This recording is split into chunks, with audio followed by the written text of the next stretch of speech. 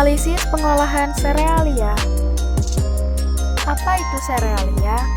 Serealia dalam bahasa Inggris atau sereal dikenal juga sebagai sereal atau biji-bijian, merupakan sekelompok tanaman yang ditanam untuk dipanen biji atau buahnya sebagai sumber karbohidrat atau pati.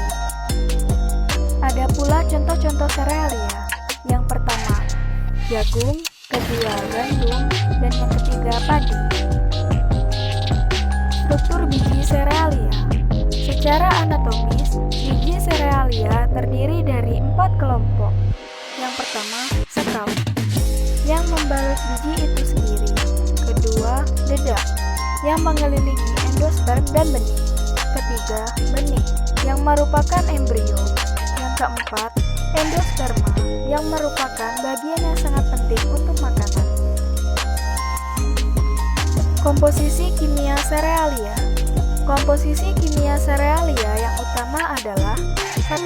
Karbohidrat, terutama pati, kurang lebih 80% dari bahan kering. 2. Protein, kurang lebih 15% dari bahan kering. 3. Lemak, kurang lebih 5% dari bahan kering. 4. Mineral, kurang lebih 2%. 5. Air, vitamin, asam-asam amino, asam lemak, dan trace elemen.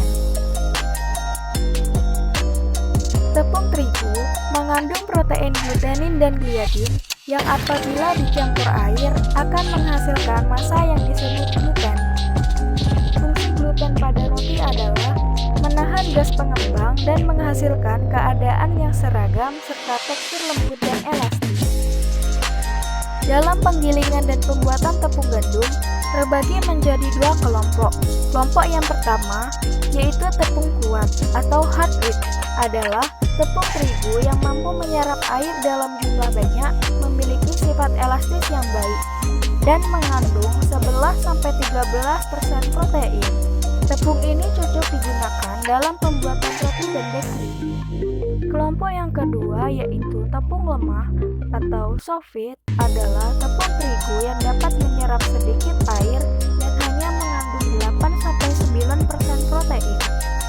Biasanya sangat cocok bila digunakan untuk pembuatan cake, biskuit, cookies, dan cracker. Secara garis besar, ada 3 jenis tepung terigu, yaitu pertama, tepung terigu cap kunci biru. Merupakan tepung lemah, dibuat dari gandum dan digunakan dalam pembuatan bolu, biskuit, dan kue kering. Kedua, tepung terigu cap segitiga biru. Merupakan tepung yang dihasilkan dari campuran gandum lunak dan gandum keras, digunakan dalam berbagai keperluan atau general purpose. Yang ketiga, tepung terigu cap cakra kembar. Merupakan tepung kuat yang dibuat dari gandum keras dan sering digunakan dalam pembuatan roti. Tepung yang baik memenuhi kriteria berdasarkan berikut. A. Pengamatan visual. Yang pertama, warna dari tepung terigu putih kekuningan. Yang kedua, tidak terdapat belatung atau hama, atau disebut juga Ribolium confusum.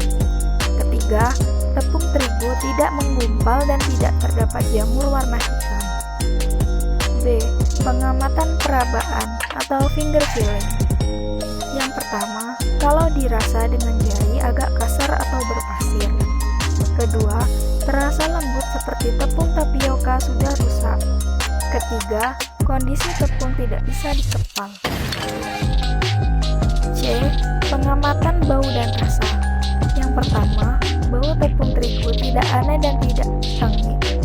Kedua, bila dikunyah selama 3 menit terasa manis, berarti tepung terigu rusak. Apa itu ragi?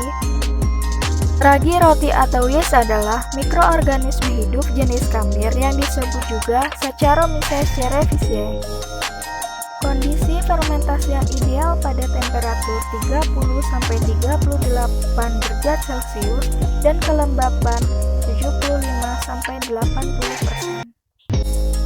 Enzim yang terdapat pada ragi terdiri dari 3 jenis. Yang pertama, invertase, yaitu mengubah sukrosa menjadi invert sugar atau glukosa dan fruktosa yang difermentasi secara langsung oleh ragi.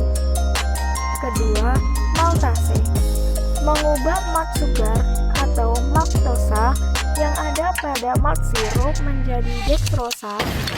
Dextrosa difermentasi secara langsung oleh ragi. Yang ketiga, zymase, mengubah invert sugar dan dextrosa menjadi gas karbon dioksida, terbentuk alkohol.